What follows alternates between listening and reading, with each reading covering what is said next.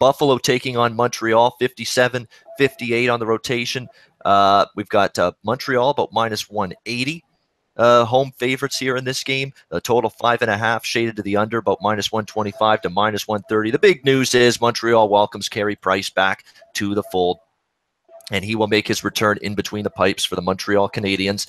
Carey Price in 11 starts this season with a 3.77 goals against and an 877 save percentage. Not exactly Carey Price-esque numbers, and he's going to hope that the return from this injury that he's had is going to be the start of a fresh start, clean slate, get back to the Carey Price of old. Although, to be honest with you, he didn't have a ton of help those first 11 starts. It's been a mash unit of a defense for the Montreal Canadiens. It's been a piss-poor defense, actually, at times, and it's been one of the massive catalysts and contributors to this tough start that the Montreal Canadiens have had so far this season. So we'll see what kind of effort we get. You know, obviously everybody's going to be a little bit more excited, fired up to come to the rink. You got your number one goalie back. Carey Price going to make everyone feel good again.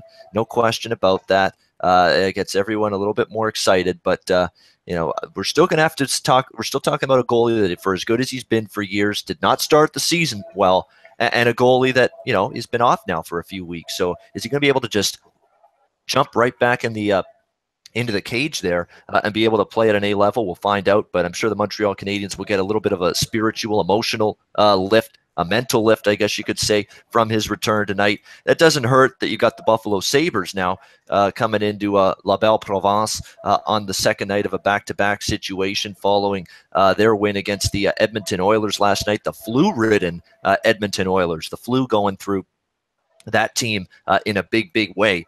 So it's not a great spot here for Buffalo, second night of back-to-backs. Their record on the second night of back-to-backs this season, 2-3 in 5 tries in this role. We'll see if they can better that tonight. But again, that win over Edmonton, 3-1 last night, let's not overreact to it. We're talking about, you know, a loss or a win that snapped a 7-game losing streak for the Buffalo Sabres. They had lost 7 in a row before that win last night. And that win came with Edmonton with dealing with the flu and Laurent Brossoit in net, the backup goalie. So let's pump the brakes on that win, turning things around for Phil Housley's crew. Let's see what they do here tonight. I'm not going to be involved in this game, but Andrew McInnes might, because he's going to be talking about it now. Sabres and Habs, Andrew. The ultimate Habs fan. Is his season and his life saved in terms of this hockey season with the return of Carey Price tonight? We'll find out. Andrew, what are you talking about here with this game? Well, Ian, I might as well just give out my pick, because I always love it when you segue me into it by pretty much taking everything I was going to say, all the notes I had on the game. But you kind of covered all the bases. But to go a little bit more in depth, I'll say with Carey Price coming back, in my opinion, it's almost just more important from a team standpoint than even the fact that he's going to be in nets for them. Like you said, he had kind of a shaky start, but I think of all teams in the league right now, this is one of those teams. And everyone always says this, you know, who is the all-star on the Canadiens? Is it Pacioretty? You know, is it Drouin right now? And everyone says, you know, our only all-star is Carey Price. And I think so when you have a guy like that coming in, not that our goaltending, like, you know, Lindgren did good coming in, did very well, like, you know, filling the role for the Carey Price when he was out. But when you have a guy coming back from an injury, and I think Carey Price took his time this time, you know, he didn't rush getting back at all, especially for a team that hasn't been performing too well. There's no point in rushing it and coming back. And, you know, after missing 10 games, it's a Saturday night game. I think it's going to be highly anticipated. Everyone's going to be talking about it. But, you know, on the other side of things, Ian, it's like you mentioned about this Buffalo Sabres team. You know, Dana did say, you know, don't read too far into back-to-backs. But when you're this Buffalo team having a back-to-back game, you're already a team that doesn't have the best chemistry. You probably worked hard for that win last night that wasn't even very impressive against a very, very, very slow Oilers team that, like you guys mentioned, had the flu, had a backup goalie in. You know, I'll say that game last night, I had it on for about a period and a half, guys. That was one of the worst hockey games I've watched in a long time.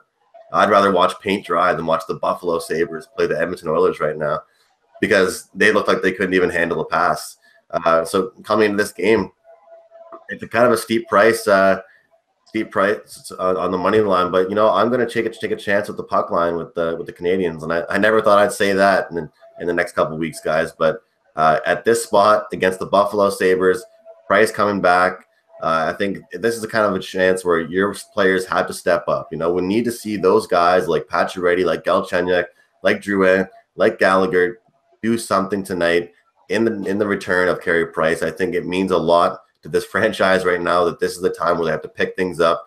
You know, Buffalo isn't a team that can score goals, so I think that the under would be a good play as well in this game with Price coming back. I think we can expect a good game from them guys. Yeah, absolutely. I think the under does make some sense there in that game. You got to clean it up a little if you're Montreal. I mean, it's not been good enough at the defensive end of the ice. Look at these last 4 losses. How does Arizona score 5 against you? But Toronto scoring 6. Okay, Toronto's got talent and skill and depth offensively. Okay, Dallas 3 goals allowed. Nashville, they lose in a shootout, 3 goals allowed. Although 2 of them were in actual play. The third one came because of the shootout win. But still, it's not been good enough defensively. You hope that you dig in more with Carey Price back there. And look at the shots they've given up too. It's not been great there. Pretty much good for allowing 30 shots plus on most nights lately, the Montreal Canadiens. So we'll see what kind of effort we get from them. Yeah, the under makes some sense. I mean, you talk about the Buffalo Sabres. It's not like this team has been great offensively. Not when you've been held to 2 goals or fewer in 5 of your last 7 games. That's been the conundrum for the Buffalo Sabres. I mean, you're looking for them to have consistent offense, and it just hasn't happened. I mean, it's been a kind of a disappointment for Ryan O'Reilly. I think they expected him to do more. I think, Jack Eichel, he's been he talks about, I want to be a lot better than, or I want to be considered up there with McDavid and Matthews, and I've seen these guys play great, have great seasons here for these 2 teams while I was injured last year. Well, you got to do something about it. Step it up a little more. He did get a goal last night, but it was a bad goal let in by Brossoit. Should have been stopped. Maybe a goal that maybe shouldn't have gone in that goes in for Jack Eichel is something that can get him cranked up a little bit. He literally couldn't even hit the net on the power play. I watched him numerous times. I don't know how big the curve is on his stick, but even the commentators were saying, man, oh man, like he's better snap that stick, break it, and grab a new one because he can't even find the net. This struggling Buffalo Sabres team and the Edmonton Oilers struggling to score goals, struggling to even get up the ice. At least put the puck on net. It was embarrassing to watch. Like I said, it only lasted about a period and a half of that game, and that game was off for me. It was terrible. That's the issue with Buffalo. It's why they've been so disappointing. I mean, I knew this team defensively was not exactly up to par, and Robin Lehner, it's just you throw a quarter up in the air, heads or tails. That's heads, he's going to play good. Tails, he's not going to play good. That's usually what's the case with Robin Lehner or Johnson, the backup for Buffalo. One thing I thought you could rely on with Buffalo was scoring goals, and that's been the one thing that's let them down. I knew defensively they had holes, goaltending's inconsistent, but I said this team's still going to be able to score goals coming into the season, but they have not been able to do it to the clip or the level that I thought they would, and it's been a season-long problem for the Sabres. We'll see if they can dent Carey Price's armor with Price back in the fold tonight. Hey guys, thanks for tuning in to our channel. Now, we've put a lot of work into producing all these free videos, so please help us out and keep all our content free for you forever by simply liking, sharing, commenting, and subscribing.